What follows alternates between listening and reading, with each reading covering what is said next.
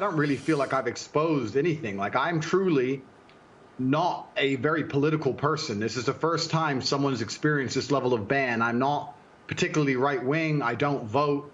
I mean, I obviously have my own personal views, but they didn't ban me for that. They banned me simply because I had large swaths of the population agreeing to very traditional masculine values. Teenage men and young men, 22, 23, 24, were looking up to me and aspiring to be like me. I have a very traditionally masculine life. I have fast cars and a big house and a lot of money and a beautiful girlfriend. And they thought this was very, very threatening. And for some reason, they decided that it's better if they annihilate me from the internet and replace me with somebody who's more aligned with whatever they're trying to purport. Tell us what your message is to young men. Yeah, so I think that being a man is very, very difficult. I think that men's issues are largely overlooked. The people in charge of the world pretend to care, but when somebody who's championing men's issues like myself comes forward and finally manages to garner huge percentiles of the public support, I'm silenced. So they're not really interested in men's issues. And there's a lot of young men growing up today that feel very disaffected. They feel invisible. The agendas that are being forced down their throats are not agendas they align with or they feel affinity to or agendas they want. And I basically just say to men, look, it's a very hard life. You're going to need to get up, work hard, go to the gym. Strong body is a strong mind. You're going to have to reject listening blindly to everything you're told, reject the slave mind, think for yourself, get a strong network of brothers, work aside them. Don't tolerate low-quality people in your life, which means don't tolerate men who just smoke drugs and play video games, or men who are disloyal or dishonest. By extension, don't tolerate women or girlfriends who are disloyal or dishonest, and try and build and create a reality full of high-quality people in which you can resist the programming that the Matrix tries to influence you with, and grow up truly happy. And what happens is when I say these things, they ignore 95% of what I say. They ignore me saying that you need to avoid low-quality men, and they take the bit where I say avoid women who are dishonest, and then they put it on a reel, a very short 3 or 4 second clip, and then they say I'm a misogynistic person and I'm dangerous to women and I need to be banned. The problem is that the majority of young men in the world today are completely invisible, and social media has made them invisible. If you go into an Instagram feed, you have extremely beautiful women, which is fine. They're beautiful. They're allowed to take pictures. But the only men who have followers are men with massive social status, right?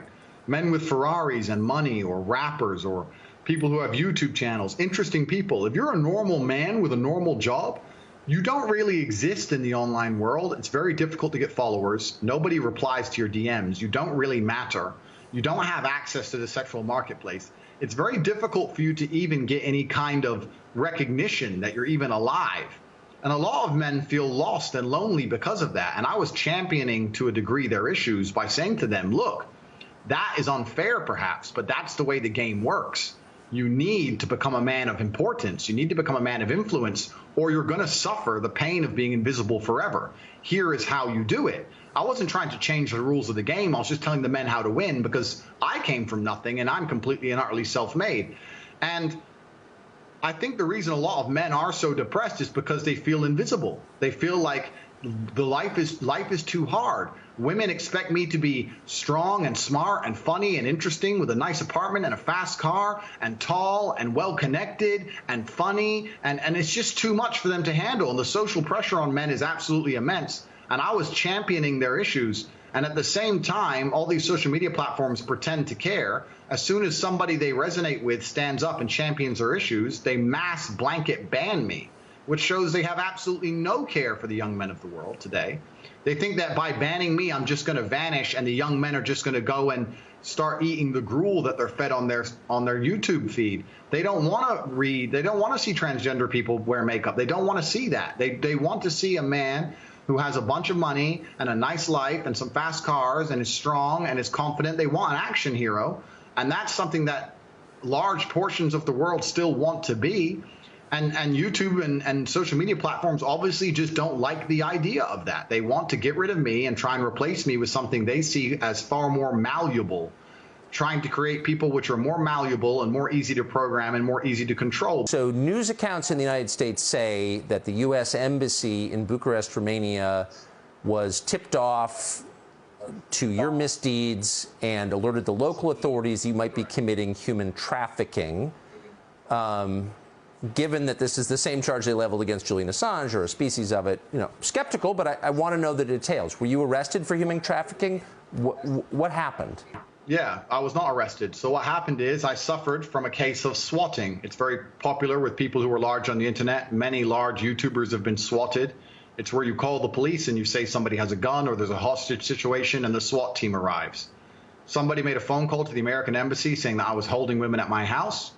The police arrived. And let me state this now. I state this openly to the world. I have absolute respect for the police. I would hate to live in a country where if you call the police saying women are being held against their will, that the police don't respond. That would be terrible. Of course they should come and look. Absolutely. They turned up. They investigated. They realized that nobody was in the house against their will. There was no crime committed. They said, okay, you're not a suspect, but you are a witness to this, along with me, my brother, the housekeeper, the gardener. Everybody who was in the premises at the time was labeled a witness. We had to go to the police station for 45 minutes for pieces of paper. We filled them in and we were let go. I was swatted. Nobody was hurt. There's no human trafficking. There's no women who were tied up. There's none of these things. It's all just complete fallacy. You probably made some of these companies mad with your views on COVID. So sum up for us, if you would, what you think the response to COVID globally did to the populations of the West. Yeah, so I certainly made them mad with my views on COVID. I don't want to go to conspiracy theory, and I would also never kill myself. Let me just say that here for the record.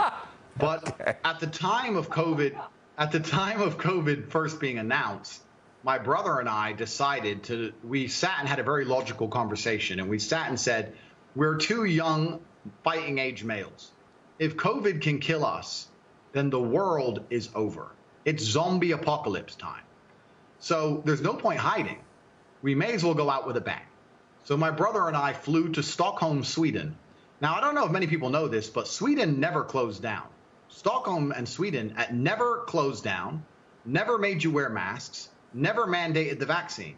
At the very beginning of COVID, when the rules were strictest, when Florida was still closed, when Miami was still closed, when the Republican states were still closed, Stockholm, Sweden was wide open with full nightclubs and a party scene like you've never seen.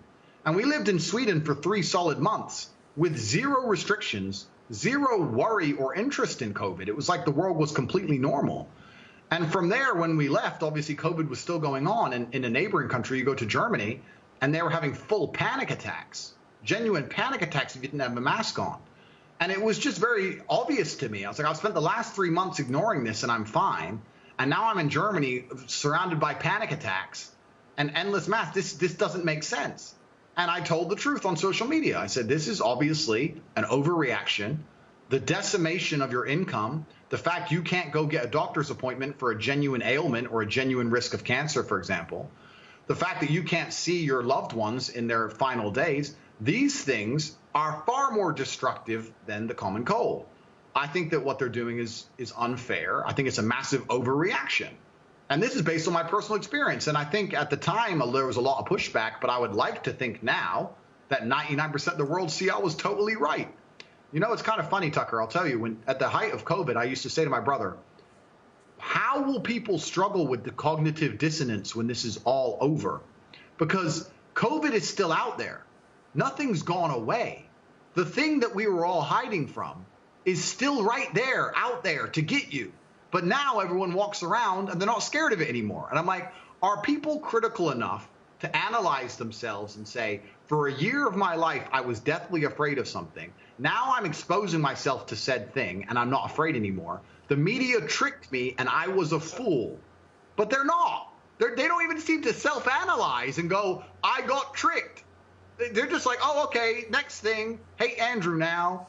Like robots. It's mind-bending to me, truly. So I saw you compare the experience of rich people under COVID, you're one of them, to everybody else. What did you notice about that? It seemed like a two-tiered response. Yeah, so the story was very simple. I was flying inside of Europe. There's a lot of low-cost air carriers. It's only low cost primarily. There's not much first class, business class, anything like that. And I was flying, and my experience was plagued by endless paperwork, wearing a mask, put the mask over your nose. Every time you eat, you have to put the mask on in between. I got told off for not having the mask up high enough. I got told off for drinking too long because my mask wasn't on. Pure panic and chaos. And because I'm fortunate enough to be fiscally secure, from there I decided I'll just buy private jets from now on. And when I bought a private jet, there was no masks, no paperwork, no mask at the airport when I landed. My air stewardess was not wearing a mask. My pilot was not wearing a mask. COVID didn't exist once I bought a private jet. Very interesting. Maybe if you're rich enough, COVID can't take, maybe COVID's scared of money. I'm not sure. But it seems that everyone who's flying on private jets never had to worry about COVID ever. It's just the people at the bottom who had to worry about COVID. And it's kind of interesting, right? Life's always been two-tiered. There's always been this separation in regards to fiscal access. But I think a lot of people in the world today don't realize that it still very much exists. And a lot of the rules are only the rules for a certain class of people. And once you pass a certain wealth index or a certain level of money, you can do basically whatever you want. And COVID really highlighted that to me. And it's truly sad. I mean, it's easy for me to make a joke of it, but when I would fly on a private jet and do whatever I wanted, or go to Sweden and party in nightclubs and do whatever I wanted, and then I'd come to, let's say, England and see my friend who couldn't go see his dying grandmother because of a COVID restriction, that's truly sad. That's truly criminal. It's really crazy what's happened and how the world's just moved on, and the cognitive dissonance that people don't have enough respect for themselves and for the truth to analyze how they were so easily fooled. It's really sad to even think about, but maybe that was the beginning of me being disliked, by just pointing out my human experiences during the pandemic. But I want to tell you something that's actually kind of scary about this banning. It all came so hard and so fast that I don't know if they all just follow each other. I don't know if they're all influenced by each other. I don't know if there's someone above them all. I don't know. But when they go to cancel you, ladies and gentlemen, it comes hard and fast. You lose your Facebook, then your Instagram, then your Gmail, then your Discord, then your website hosting, then your domain name, then your payment processor, then your bank. Then it's just like in real time, you're watching your phone and apps just exploding. Boom, boom, boom. It's crazy.